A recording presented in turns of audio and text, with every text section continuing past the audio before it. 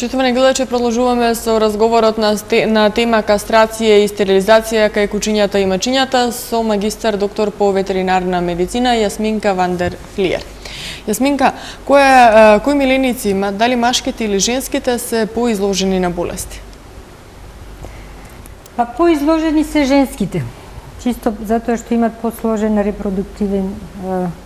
репродуктивни органи, додека машките се преносители на болестите. Ако стана збор за вирусни, како што кажав, тумори, канцери, така од вирусна етиологија, други болести заразни. А додека женските како состав на репродуктивни органи се они најмногу изложени. Млечна жлезда, значи имат проблеми со репродуктивни органи и целиот циклус на хормони, женските хормони се поврзани со метаболизам на масти, прават влегуваат во метаболизам на масти.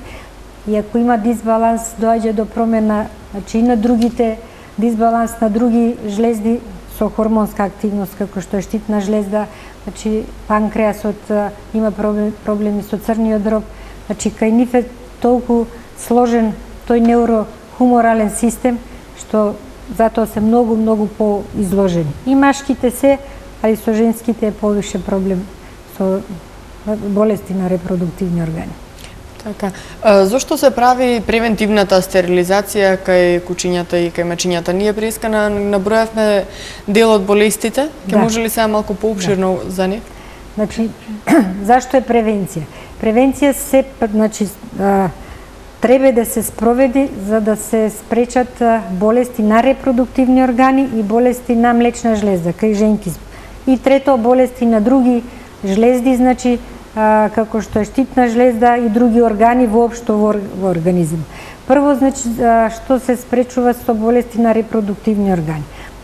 Значи, ако не дојде до чинот на парење, до концепција, значи и раѓање на секои 6 месеци, како што е во природа со кучињата, пошто ние со доместификацијата тој цел чин го изместивме, више не е така. Кучињата, значи, живеат со луѓето на циклусот, кога имаш миленик, одбиваш да го париш, а не си спровел превентивна стерилизација и кастрација, тогаш доаѓа, значи, до дисбаланс на хормони воопшто во организмот.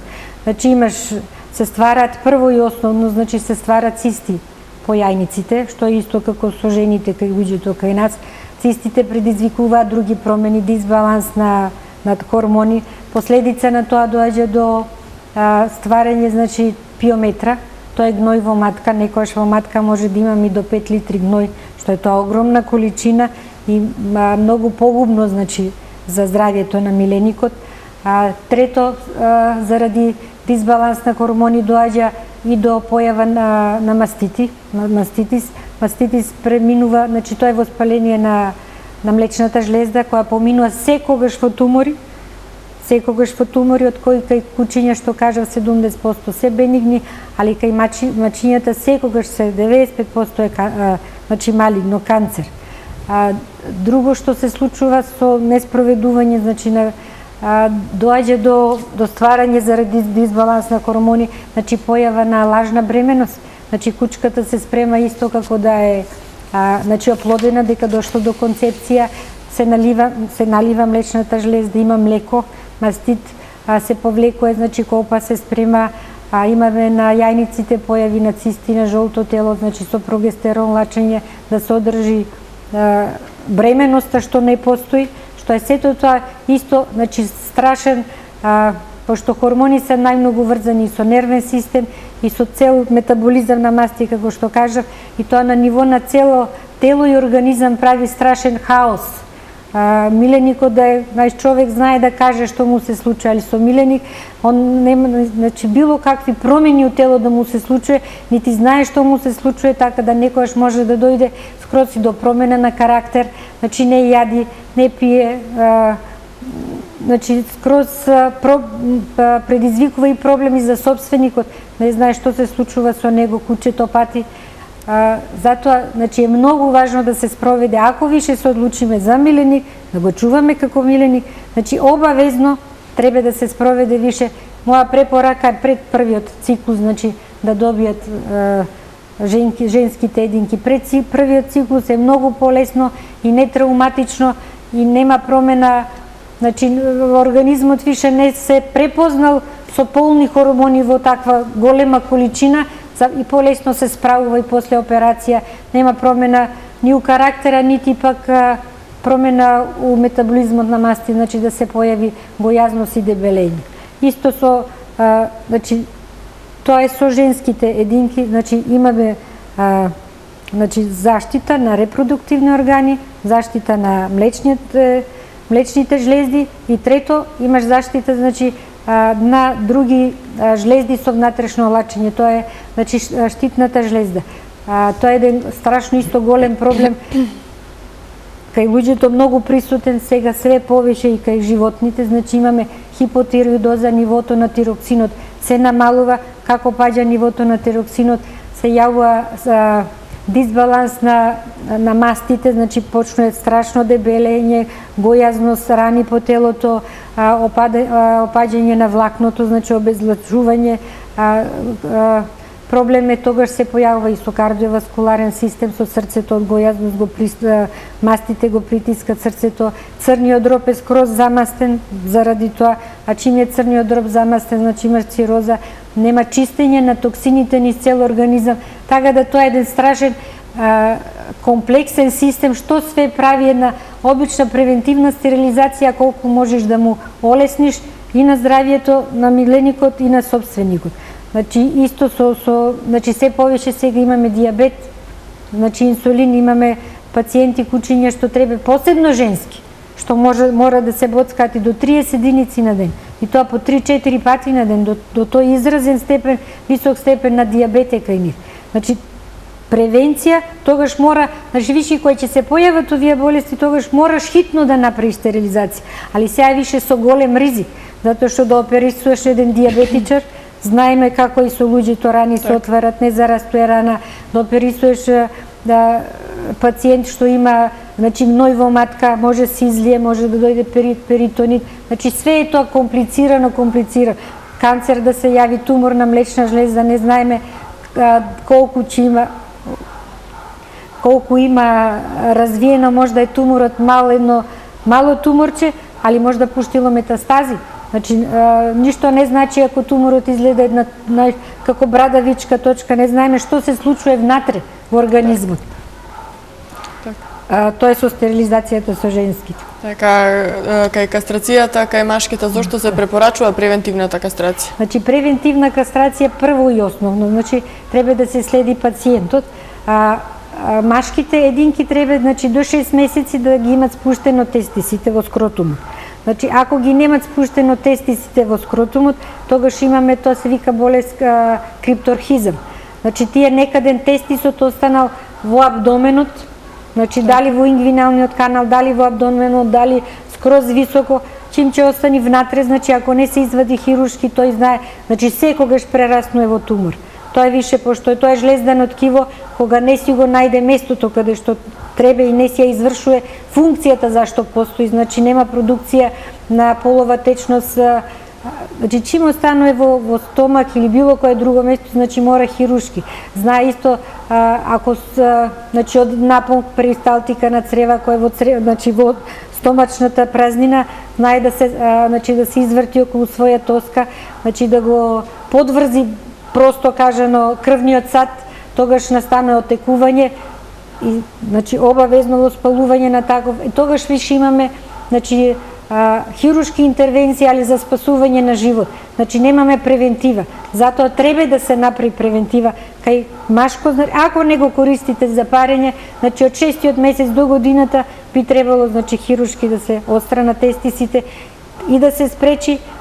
Друго е да се спречи кај машките они затоа што кој ќе осетат женка дека е во циклус, значи они не може, тој животински порив е страшно голем, значи бегаат од дома, лутаат, значи може да се случи миленикот никогаш више собственик ни да не го види, дали ќе загине од сообраќајна, значи кола ќе удари трчајќи по женка, дали ќе се зарази со значи со полно преносливи болести како што е тој трансмисивниот, значи тоа е канцер, облик на канцер, што што е он ќе го пренеси кај женката, да, али кај него доаѓа до раст на на препуциум на полните органи, не знаеме до каде ќе дојде и до метастази внатре во организмот.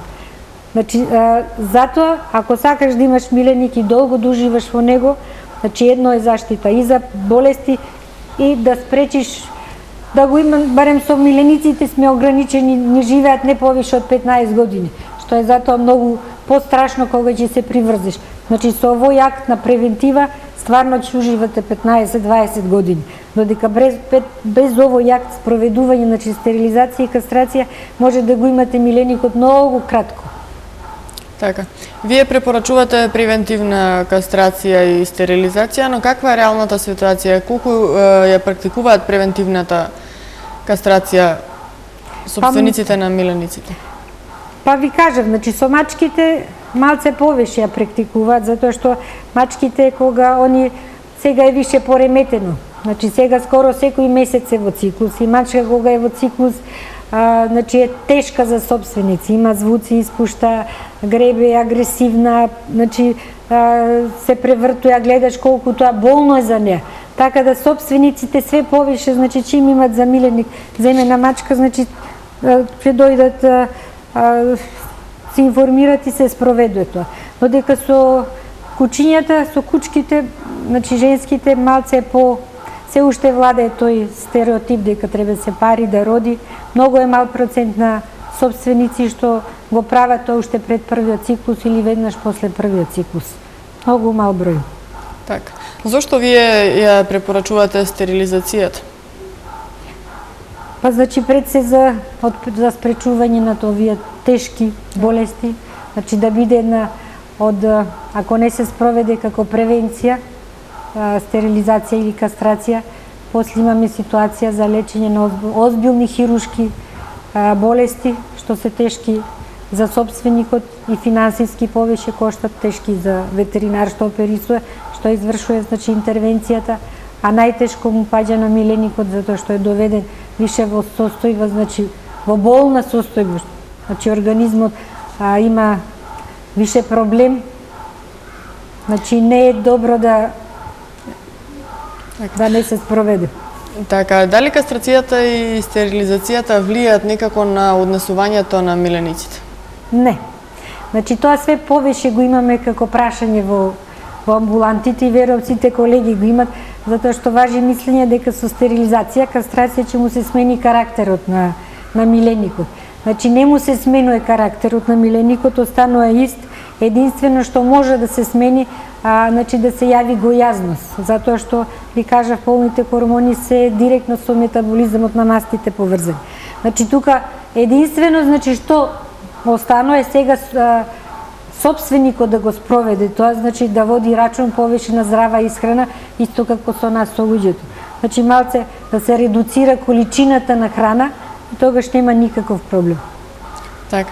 И со само за крај на нашата денешна емисија, една ваша препорака како доктор по ветеринарна медицина до собствениците на миленици. Моја препорака, пред првиот, после првиот циклус, и кај мачињата, и кај кучињата, да се дојде на стерилизација, и со машките, мачорите исто знаат кога не се кастрирани, обележуваат територија, непријатен мирис, бегаат, и за машки и за женски, превентивно да се послуша матичниот ветеринар кај што се носи и да се направи на време, да биде баш превенција и да водиме рачун за здравјето на миленикот како што спроведуваме како и вакцинацијата, а да не чекаме да дојде до појави на болести и тогаш една обична рутинска интервенција да направиме тешка хирушка интервенција што може да заврши и летално за миленикот.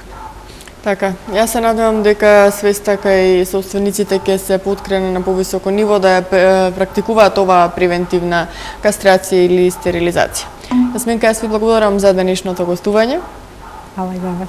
Се надевам дека вашите совети ќе ги слушнат многу од собствениците на миленици. Се надевам. Така.